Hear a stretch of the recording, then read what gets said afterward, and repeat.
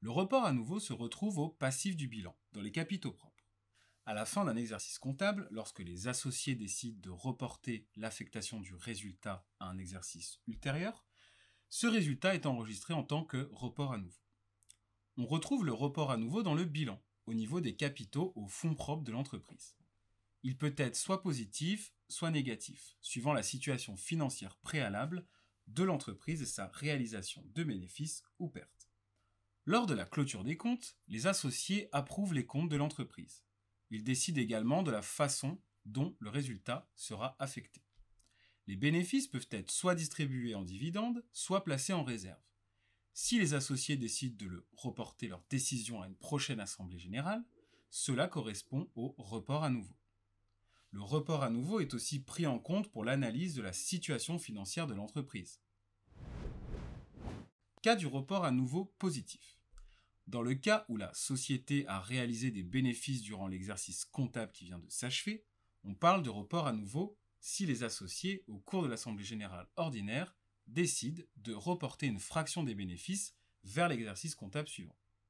Un report à nouveau positif résulte d'un bénéfice d'un exercice comptable précédent qui n'a ni été distribué ni mis en réserve. Il sera enregistré au niveau du compte 110 du plan comptable général. Le report à nouveau désigne donc la partie des bénéfices qui n'est ni distribuée en dividendes aux actionnaires ou associés, ni affectée en réserve. Le report à nouveau fait partie des capitaux propres et peut être utilisé les années suivantes pour être distribué en dividendes ou affecté aux réserves. Il est valable 10 ans et permet à l'entreprise de se prémunir contre un exercice où elle réaliserait des pertes. Cas du report à nouveau négatif.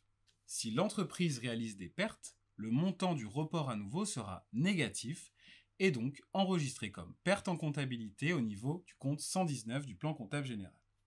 Le montant du report à nouveau sera alors déduit d'abord des fonds propres et ensuite du bénéfice éventuel lors d'un exercice comptable ultérieur, dans une limite maximale de 10 ans.